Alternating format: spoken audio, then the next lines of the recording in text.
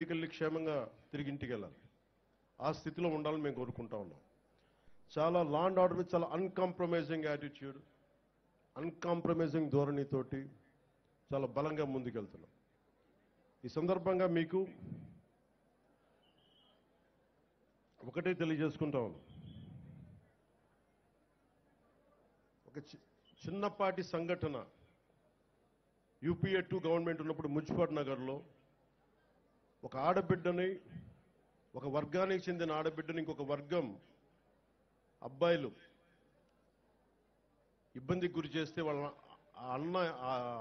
ఆడబిడ్డ అన్నదమ్ములు వచ్చి గొడవ పెట్టుకుంటే ఎందుకు మా చెల్లిని ఏడిపిస్తున్నారంటే అది మొత్తానికి ఒక కమ్యూనల్ గొడవ అయిపోయింది. యాక్చువల్గా చూస్తే అది ఒక law and order issue. So law and ఆర్డర్ని సరిగ్గా కనుక మనం చేయకపోతే అది ఏ స్థాయి గొడవలని వెళ్ళిపోతాయి.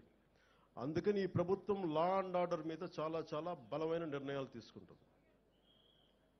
సోషల్ మీడియాలో పోస్టుల దగ్గర నుంచి బయట విచ్చలవిడిగా మాట్లాడేవాళ్ళు, ఆడబిడ్డల మాన ప్రాణాలని ఇబ్బంది పెట్టేవాళ్ళు, దాడులు చేసేవాళ్ళు, దౌర్జన్యాలు చేసేవాళ్ళు కొంచెం జాగ్రత్తగా ఉండాల్సిన సమయం అది. ఆడబిడ్డల మాన ప్రాణ సంరక్షణలకు ఇబ్బంది కలిగిన, సగటు మనిషి ఆస్తిపాస్తులకు ఇబ్బంది కలిగిన, దేశ సమగ్రతకి భంగం కలిగించిన, సామాజిక భద్రతకి భంగం కలిగించిన ఈ ప్రభుత్వం చాలా గట్టి నిర్ణయాలు తీసుకుంటుంది. అధికార ఎస్పీలకు కానీ కలెక్టర్లకు కానీ చాలా స్పష్టంగా చెప్పామని కలెక్టర్ సదస్సులో, అన్కాంప్రమైజింగ్ యాటిట్యూడ్ తోటి, రాజీ లేని ధోరణితోటి లా అండ్ ఆర్డర్ని ముందుకు తీసుకెళ్లాలని.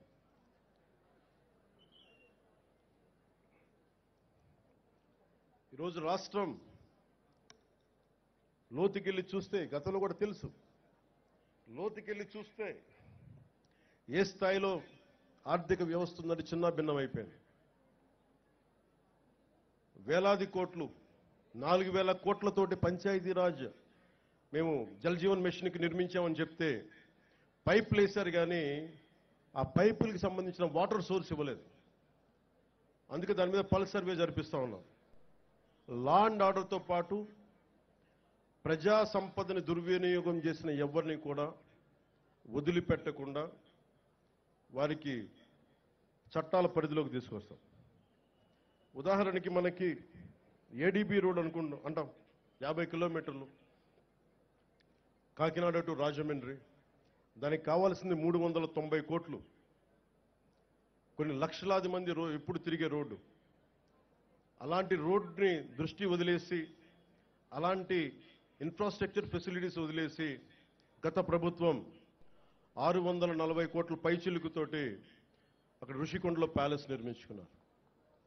ఎక్కడ ఈ డబ్బు వెళ్ళిపోతుందో మీకు అర్థమవుతా ఉంది కదా. ఇవన్నీ ఆగాలి.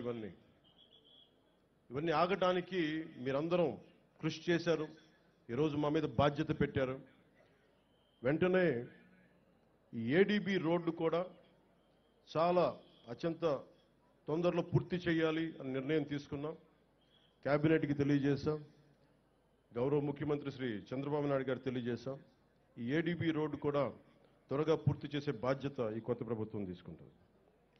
మన కర్ణాటకకి వెళ్తే రెడ్ శాండర్స్, మన ఎర్రచందనం దొంగలు మన అడవుల్లో కొట్టేసి, శేషాచలం అడవుల్లో కొట్టేసి కర్ణాటకలో తరలిస్తూ ఉంటే కర్ణాటకలో పట్టుకున్నారు.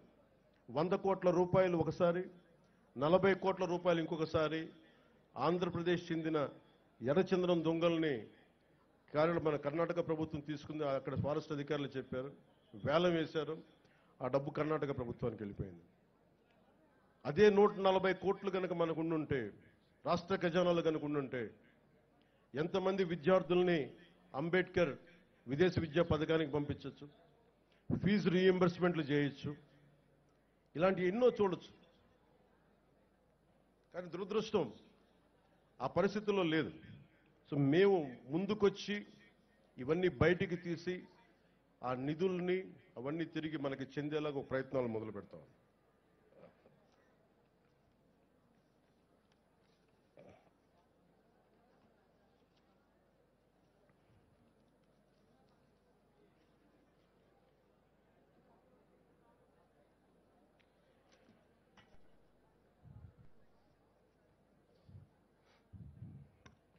మా మీద చాలా బలమైన బాధ్యత పెట్టారు మీరందరూ.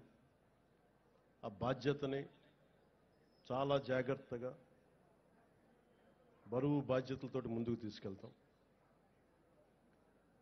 ప్రత్యేకించి ఇది ఇంకొక స్వాతంత్ర దినోత్సవం రోజు అంటే నేను డిప్యూటీ ముఖ్యమంత్రిగా ప్రమాణ స్వీకారం చేస్తున్నాను. నాకు కొన్ని పరిధిలోనే మాట్లాడాల్సిన అవసరం ఉంది. ఒక్కడైతే మీకు మాటిస్తున్నాను, ఈ ఎన్డీఏ ప్రభుత్వం, తెలుగుదేశం, భారతీయ జనతా పార్టీ, జనసేన ఎన్డీఏ ప్రభుత్వం స్వాతంత్ర సమగ్రతకి స్ఫూర్తిని నింపేలాగే అభివృద్ధి ఉంటుంది. భావితరాల కోసం మేము అండగా నిలబడతాం. ఒక దేశపు సంపద నదులు కాదు, అరణ్యాలు కాదు, ఖనిజాలు కాదు, కళ్ళ ఖనిజాలతో చేసిన యువత, ఆ యువత కోసం పెద్ద ఎత్తున మన బాధ్యతతోటి పెద్ద ఎత్తున కార్యక్రమాలు చేపడతాం. ముఖ్యంగా విభజన సమయంలో ఈస్ట్ బెంగాల్ డివిజన్ 1910లో అరౌండ్ దట్ టైం ఒక రాష్ట్ర విభజన జరుగుతుందంటే దేశంలోని నాయకులందరూ ముందుకొచ్చారు, ఆప్ చేశారు బెంగాల్ డివిజన్.